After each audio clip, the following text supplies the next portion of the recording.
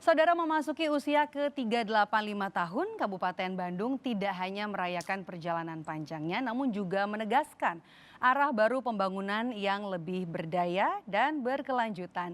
Dengan visi Bandung lebih bedas, bangkit, edukatif, dinamis, agamis, dan sejahtera, pemerintah Kabupaten Bandung terus mendorong pembangunan yang menyentuh langsung ke kehidupan masyarakat. Lantas, bagaimana refleksi pembangunan di tahun ke-385 ini dan juga sejauh mana program pemerintah memberikan dampak nyata? Kita akan bahas lebih dalam selama 30 menit ke depan bersama saya Maidop Elfrina dalam Zona Inspirasi.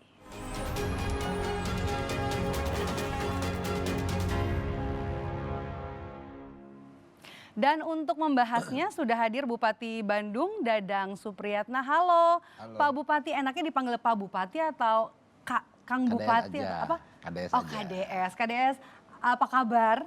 Kumaha Alhamdulillah. damang? Alhamdulillah saya. Alhamdulillah ya. Oke. Yang pertama tentunya yang ingin kita tahu di usia ke-385 Kabupaten Bandung, apa makna momentum ini dalam melihat capaian dan juga arah pembangunan ke depannya nih KDS? Oke, momentum hari jadi ke-385 tahun Kabupaten Bandung bukan sekedar peringatan historis, tetapi menjadi titik refleksi sekaligus proyeksi masa depan dalam konteks capaian. Kita patut bersyukur atas berbagai kemajuan yang telah diraih, baik dalam aspek pembangunan, infrastruktur, peningkatan kualitas layanan publik, maupun pertumbuhan ekonomi daerah.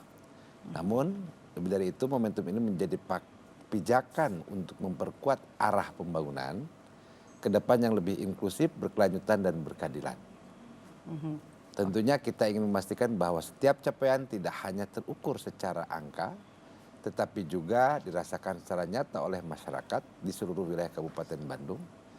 Dalam 1 tahun terakhir ini, pemerintah Kabupaten Bandung menunjukkan capaian pembangunan yang sangat positif, dilihat daripada data BPS, yaitu laju pertumbuhan ekonomi Kabupaten Bandung meningkat dari sebelumnya 5,04% menjadi 6,32%, mencerminkan penguatan aktivitas ekonomi daerah, serta kemiskinan juga menurun dari 6,19%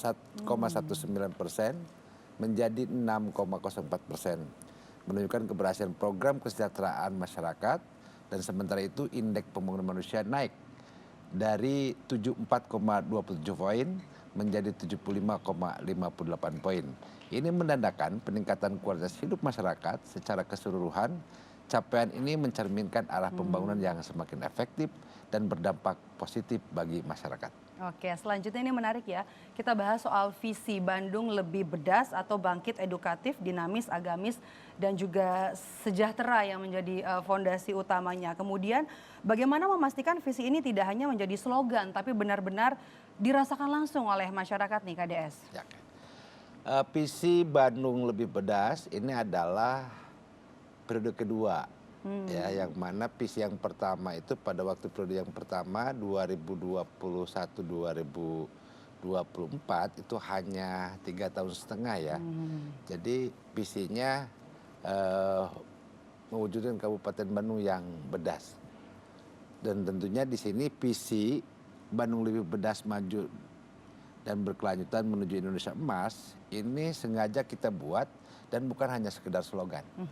Dan tentunya melainkan komitmen bersama yang diterjemahkan ke dalam kebijakan, program, dan kegiatan yang konkret dengan terwujudnya Kabupaten Bandung yang lebih bangkit, edukatif, dinamis, agamis, sejahtera, maju, dan berkelanjutan menuju Indonesia Emas. Untuk memastikan visi ini benar-benar dirasakan masyarakat, dilakukan melalui misi atau beberapa misi, diantaranya meningkatkan kualitas sumber daya manusia yang unggul, kompetitif, dan berakhlak, serta penguatan kesetaraan gender melalui pemberdayaan perempuan dan mendorong perlindungan bagi anak. Yang keduanya meningkatkan pembangunan ekonomi yang inklusif. Yang ketiganya mengoptimalkan tata kelola pemerintah dan pelayanan publik yang partisipatif, transparan, dan akuntabel. Yang keempatnya meningkatkan kualitas lingkungan hidup dan pembangunan infrastruktur yang terintegrasi dan berwawasan lingkungan, dan juga menjaga stabilitas, ketentraman dan ketertiban umum. Nah, hal tersebut diwujudkan ke dalam 5 tujuan, 16 sasaran dan juga 13 prioritas pembangunan dan 57 rencana aksi yang terus dimonitoring dan juga dipastikan dilaksanakan setiap tahunnya. Jadi kami fokus dalam 57 rencana aksi ini dan alhamdulillah saat ini pada tahun pertama di periode 2025-2031 insya Allah sudah mencapai 74%. Oke Kang DS, selanjutnya nih yang jadi pertanyaan adalah bagaimana kemudian pemerintah bisa menjaga keseimbangan antara pembangunan fisik juga pembangunan sosial dan juga nilai keagamaan dalam visi Bedas ini? Oke. Dalam visi Kabupaten Bandung Lebih Bedas tentunya kami menjaga keseimbangan antara pembangunan fisik, sosial dan juga nilai keagamaan. Karena tanpa agama kehidupan tidak sempurna. Nah, maka dari sisi fisik kami dorong infrastruktur yang terintegrasi untuk memperkuat konektivitas dan juga aktivitas ekonomi. Contohnya saat ini Kabupaten Bandung dari jumlah panjang jalan Kabupaten Bandung 1.500 km sudah diselesaikan kurang lebih sekitar 1.000 km dan sisanya 500 meter lagi, 500 km lagi. Ini tentu menghabiskan anggaran hampir 1,2 triliun ya. Nah, maka dibagi dalam waktu 5 tahun ini kisaran sekitar 400 miliar per tahun. Tetapi saat ini kita baru bisa mendorong berdasarkan option PKB yang saat ini baru di angka 197 miliar. Nah, tetapi kita akan fokuskan kalau seandainya 300 miliar ini untuk pajak PKB-nya ini masuk, maka kita akan dorong menjadi untuk menyelesaikan infrastruktur. Yang kedua tentang bagaimana nilai keagamaan dan juga dibuktikan dalam nilai sakip bahwa Kabupaten Bandung nilai sakipnya 73,59 dan juga OPD WTP sudah 9 kali berturut-turut. Insya Allah tahun ini mudah-mudahan mencapai 10 kali WTP dan juga indeks reformasi birokrasinya di angka 87,71. Dan insya Allah MCPKPK-nya di posisi 94%. Yang insya Allah juga kepuasan masyarakat terhadap plan kita di angka 89%. Oke, baik. Oke. Dalam perjalanan pembangunan tentunya kan ini banyak tantangan begitu ya KDS. Apa tantangan yang paling kompleks yang dihadapi terutama soal wilayah dan juga luas dan juga yang beragam? Kabupaten Bandung dengan jumlah penduduk 3,8 juta jiwa dengan luas wilayah 174.000 hektar yang tentunya ini memerlukan pemikiran yang matang. Maka kita akan fokuskan bagaimana pemerintah akan dilihat dan menargetkan beberapa capaian pembangunan melalui penguatan berbagai indikator kinerja utama, tingkat pengangguran terbuka yang saat ini berada pada angka 6,68%. Ditargetkan tahun ini ditekan menjadi 6,56%. Dengan penurunan ini diharapkan tercapai melalui perluasan kesempatan kerja. Artinya kita memberikan peluang investasi untuk masuk ya, dan juga kita membuat rencana program kerja dan juga rencana aksi bahwa Kabupaten Bandung akan menciptakan 10.000 wirausaha muda dan lapangan kerja. Ini dalam rangka pengurangan pengangguran terbuka, juga peningkatan keterampilan. Ya, pelatihan-pelatihan serta penguatan sektor-sektor ekonomi produktif yang tentunya ini bisa dikolaborasikan dengan program Pak Presiden dengan adanya program MBG. Ini saya kira bahwa contohnya kita akan mempersiapkan untuk membentuk usaha baru. Kita membutuhkan 700.000 ekor untuk ayam petelur. Nah, ini kita buatkan bagaimana skemanya dan insya Allah kita downloadnya sudah dimulai. Dan juga secara keseluruhan target tersebut menunjukkan ke arah pembangunan yang tentunya saya optimis ya. Selama ini kita bisa kompak, insya Allah bisa selesai. Oke, sebuah angin segar ya di ulang tahun ini. Tapi masih banyak lagi nih hal yang menarik yang akan kami bahas. Namun kita akan jeda sejenak, tetaplah bersama kami di Zona Inspirasi.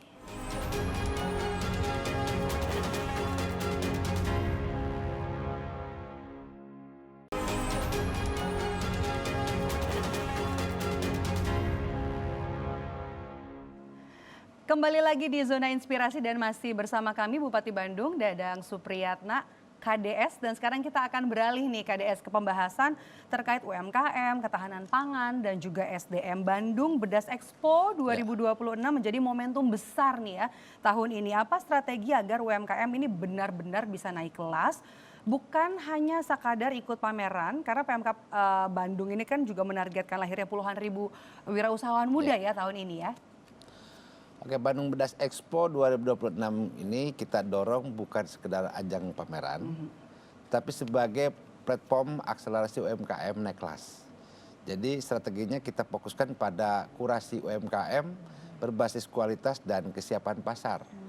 Yang dalam menentukan UMKM yang akan dipromosikan, maka dilakukan kurasi disesuaikan dengan target pasar yang akan ditujunya. Kurasi menjadi hal penting agar mendorong UMKM yang terus berusaha meningkatkan kualitasnya. Tentunya akses pembiayaan pun kita dorong. Jadi pada tahun 2021 kita sudah gulirkan. Kita sudah gulirkan 70 miliar dan juga penyalurannya ini sudah melebihi, kita simpan melalui Bank BPR Ketara Harja dan juga BJB yang tentu ini menjadikan suatu akselerasi yang harus kita lakukan, dan juga inkubasi wirausaha. Inkubasi wirausaha pun kita sudah mulai, bahwa pada tahun 2025 terjadi peningkatan dari jumlah UMKM yang sangat signifikan dari 41.300 pelaku UMKM pada tahun 2024 menjadi 72 ribuan. Nah, dibuktikan dengan NIB yang setiap hari ini terus digulirkan dan dipantau oleh Dinas DPM TPSP, dan juga kita sudah melahirkan puluhan ribu wirausaha muda dengan beberapa program. Di antaranya kita ada make up artis dilatih, ya. Terus ada lagi pelatihan calon-calon pengusaha melalui beberapa pelatihan, dan juga ada balai latihan kerja yang ingin ke Jepang, yang kita dorong untuk berangkat ke Jepang. Yang ingin usaha di perusahaan, kita ada MOU dengan perusahaan-perusahaan yang ada. Ya, KDS ya. Tahun kemarin kita hampir 8.700 orang. Belum yang programnya Pak Presiden nih, MBG ini luar biasa. Di satu dapur aja sudah 47 orang penyerapan tenaga kerjanya. Dan juga ada akses pembiayaan ya, yang tentu ini kita arahkan. Termasuk apalagi dengan adanya Pak Presiden menggelontorkan kepada para Bank Himbara, yang tentunya saya juga akan meminta nih pertanggungjawaban dari Bank Himbara, bagaimana pelaku KUR. Nah, sementara melihat sumber daya alam ini sangat luar biasa di Kabupaten Bandung. Nah, kami sangat optimis bahwa pelaku UMKM di Kabupaten Bandung ini total dari hasil produksinya ada 16.800 produk, yang insya Allah kita akan kembangkan secara terus menerus, dan kita dorong setiap tahunnya akan mendorong menciptakan 10.000 wirausaha muda dan lapangan kerja. Oke, KDS ini juga menarik, ada program Gertaman ya, Gerakan Tanami Halaman ya, mendorong ketahanan pangan keluarga. Bagaimana dampaknya terhadap ekonomi desa dan juga kemandirian masyarakat di Kabupaten Bandung? Gerakan Tanami Halaman ini berawal dari kondisi program Pak Presiden membuat program MBG. Kabupaten Bandung salah satu penerima manfaat yang tentunya penerima manfaatnya 1,53 juta jiwa. Nah, tentu kebutuhan sayur mayur, pangan segala macam pasti meningkat.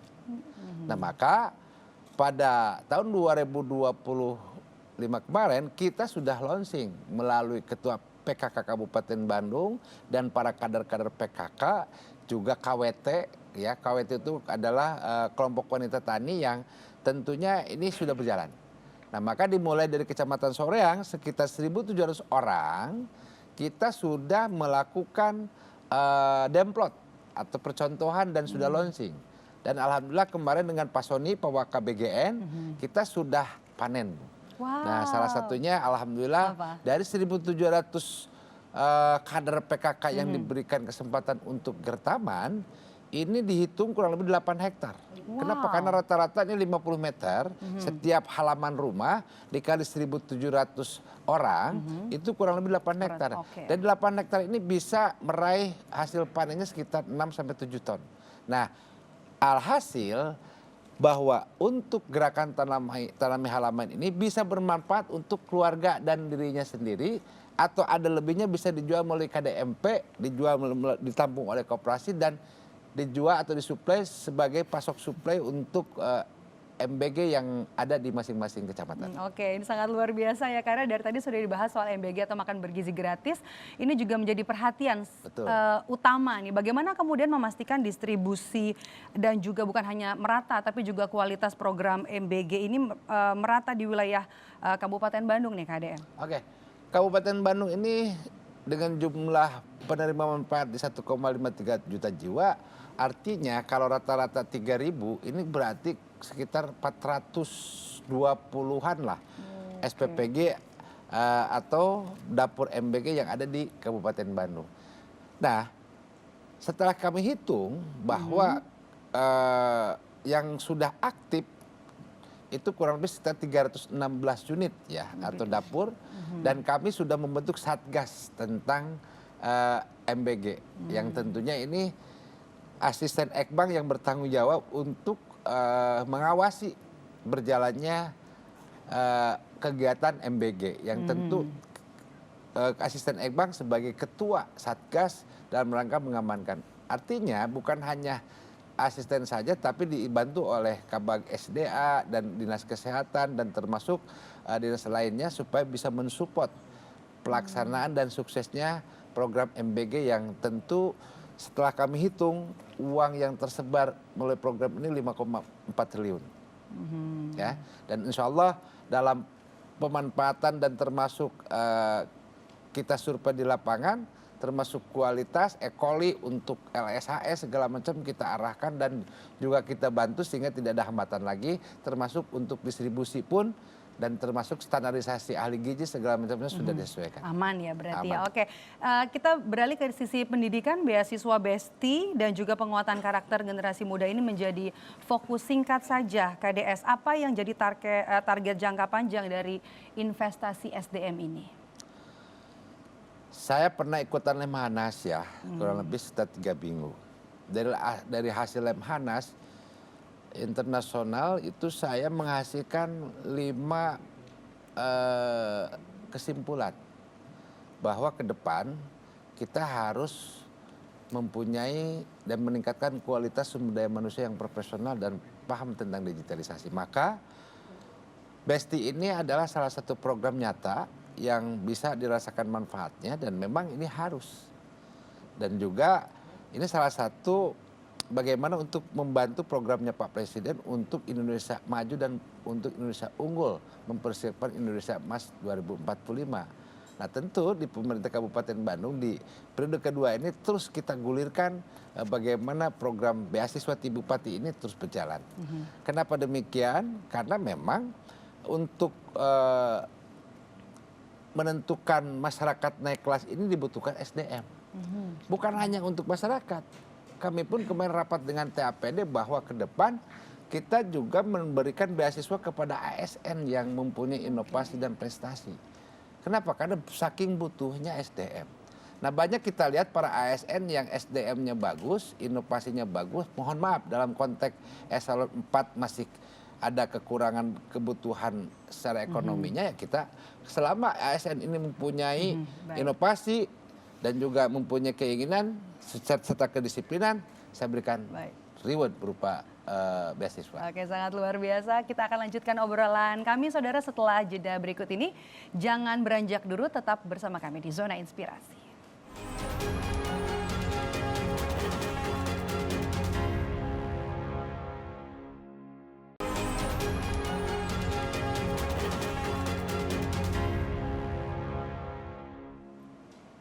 terima kasih Anda masih bersama kami di Zona Inspirasi. Saudara, kali ini kita akan beralih pembahasan seputar layanan publik, infrastruktur, dan masa depan. Masih bersama dengan Bupati Bandung, KDS di sini. KDS sekarang yang mau kita bahas adalah topik-topik tadi ini ya. Kabupaten Bandung telah mencapai universal health coverage. Bagaimana kemudian bisa menjaga kualitas layanan kesehatan agar tetap optimal dan bagaimana juga memastikan SDM tenaga medis sejalan dengan pembangunan fasilitasnya? Oke. Pencapaian indeks kesehatan mencapai 85,69 persen yang atau poin yang tentunya kita lihat dari cakupan kesetaraan jaminan kesehatan nasional. Yang mana Kabupaten Bandung pernah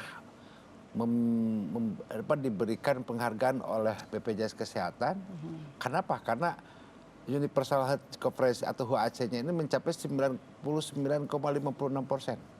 Ya, artinya dari jumlah penduduk 3,8 juta ini sebanyak 99,56% sudah memiliki fasilitas kesehatan, baik yang mandiri maupun melalui JKN dan juga PBI. Dan tentu ini merupakan langkah besar, namun tantangan berikutnya adalah menjaga kualitas layanan yang tetap optimal. Yang tentunya strategi yang kita lakukan yaitu dengan pemerataan kesehatan untuk semua melalui beberapa arah kebijakan. Yang mana diantaranya adalah pemenuhan, peningkatan dan juga pemerataan sarana prasarana pelayanan kesehatan, tenaga medis dan juga tenaga kesehatan, juga perluasan upaya promotif, ya juga preventif, dan juga berbudaya perilaku hidup bersih dan juga sehat. Memang kalau kita berbicara masalah sehat, banyak nih indikatornya, pelengkapnya. Dan juga pencegahan dan pengendalian penyakit melalui pemberdayaan masyarakat, pendekatan budaya dan peningkatan imunisasi rutin lengkap, dan juga penyiapan dan peningkatan penundaan stunting dan pencegahan stunting. Yang tentu UHC ini memang ada yang mandiri, ya. Yang tahun kemarin 2024 sudah mencapai 99,56%, tapi saat ini 93%. Kenapa? Karena memang ada yang sebagian oleh program JKN-nya yang diputus ya atau dinonaktifkan. Dan juga mohon maaf nih Pak Gubernur nih, jadi ada kewajiban provinsi yang belum dibayar. Nah ini juga menjadikan hambatan dari PBI. Mudah-mudahan dengan adanya kebersamaan ini bisa kembali lagi UHC Kabupaten Bandung 99,56%. Oke, KDS. Infrastruktur masih menjadi tantangan yang klasik ya. Apa strategi percepatan pembangunan jalan dan juga konektivitas antar wilayah? Seperti pada segmen pertama kita sampaikan bahwa jalan atau panjangnya jalan di jalan kabupaten itu 1.500 km. Per tahun 2025 kemarin kita sudah menyelesaikan 1.125 km, yang mana ini masih menyisakan sekitar 375 kilometeran. Nah dari 375 km ini kita tentu melakukan upaya-upaya untuk mendukung mobilitas masyarakat dalam rangka percepatan. Nah maka dari pajak atau option pajak kendaraan bermotor yang insya Allah ini mencapai 320 miliar, tahun 2026 kita arahkan untuk pembangunan infrastruktur jalan, termasuk perbaikan jembatan dan juga aksesibilitas yang tentunya ini akan mempercepat pertumbuhan ekonomi di lapangan. Oke, Kabupaten Bandung ini juga kan memiliki potensi pariwisata yang besar begitu ya. Bagaimana kemudian menjaga keseimbangan antara ekonomi, budaya, dan juga keseimbangan lingkungan? Kabupaten Bandung tadi sumber daya alamnya yang sangat luar biasa dan memang salah satu tempat yang wisatawan masuk. Dibuktikan dengan para pengunjung kita ke wilayah Kabupaten Bandung ini mencapai di tahun 2025 ini lebih membludak ya. Hampir sekitar 13 juta pengunjung atau wisatawan yang masuk ke wilayah Kabupaten Bandung. Nah kalau dibandingkan di tahun 2020 pengunjungnya hanya mencapai 2 juta ya. Setiap tahun meningkat, 2021 meningkat menjadi 4 juta, tahun 2022-nya juga meningkat menjadi 6 juta, 2023-nya meningkat juga, 2024 meningkat. Nah tahun 2025 kemarin puncaknya hampir sekitar total 13 jutaan. Nah maka bagaimana ini bisa meningkat dan bertambah wisatawan masuk ke Kabupaten Bandung tadi adanya impact terhadap penyelesaian infrastruktur. Contohnya di Gambung yang menuju antara Ciwidey ke Pangalengan. Ini kita sudah cor semua. Dan juga ke tempat-tempat wisata termasuk ada aspirasi dari DPR RI pun mendorong ya supaya jalan Kertasari ke Pangalengan juga ini sudah rigid jadi beton semua. Dan memang nah dengan adanya infrastruktur dan termasuk jalan yang mulus, nah maka wisatawan masuk hanya terkendala macet di sini. Nah maka kami mengusulkan kepada pemerintah pusat ingin membuat jalan tol Soreang sampai Cidaun. Ini dalam rangka pengembangan wisata untuk wilayah selatan. Oke, menutup perbincangan kita, apa visi besar yang kemudian ingin diwujudkan untuk Kabupaten Bandung untuk menuju Indonesia Emas? Tentu saya tidak akan keluar dari visi yang telah kita sepakati. Yang mana Kabupaten Bandung menjadikan salah satu kabupaten yang tentu harus memberikan yang terbaik untuk masyarakat Kabupaten Bandung dan untuk Indonesia tentunya. Sebagai daerah yang lebih bangkit, edukatif, dinamis, agamis, sejahtera, maju dan berkelanjutan menuju Indonesia Emas.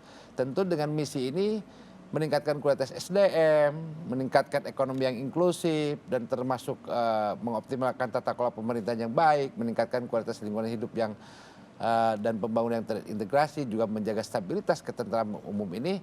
Dengan semangat Bandung Lebih Berdasnya, kita optimalisasi dan juga optimis bahwa Kabupaten Bandung akan terus melangkah maju dan memberikan dan juga memberi kontribusi nyata bagi masyarakat. Dan tentu kita sudah buktikan bahwa IPM setiap tahun meningkat, ya, dan juga dari 3 indikator yang mendorong IPM ini kita upayakan. Kita sudah membuat 5 buah rumah sakit dan tahun ini nambah lagi 1 rumah sakit. Artinya untuk sarana kesehatan pun kita dorong. Ini dalam rangka mendorong IPM termasuk pendidikan. Bukan hanya BESTI tapi juga adanya PKBM, dan saya akan sisir siapa-siapa saja masyarakat Kabupaten Bandung yang belum punya ijazah SD, SMP dan SMA, kita instruksikan supaya rata-rata lama sekolah masyarakat Kabupaten Bandung ini bisa meningkat setiap tahunnya. Ini sangat luar biasa ya, karena kalau kita bicara usianya kan sudah tidak muda lagi, harusnya ini sangat-sangat matang di usia ke-385 ini dari segala macam sektor. Dari tadi kita bahas layanan publik, infrastruktur, kemudian juga ada ketahanan pangan, ekonomi, luar biasa sekali. Bapak Bupati KDS sangat luar biasa, mudah-mudahan nanti tahun ini menjadi refleksi ya, ada perkembangan lebih dari tahun-tahun sebelumnya dan juga jadi lebih baik. Dan saudara, usia ke-385 tahun ini menjadi momentum penting untuk merefleksi sekaligus menegaskan langkah ke depan. Tantangan tentu masih ada, namun dengan inovasi, kolaborasi dan juga komitmen bersama, masa depan yang lebih baik akan menjadi nyata. Saya Maidop Elfrina pamit undur diri, terima kasih sudah menyaksikan Zona Inspirasi. Sampai jumpa.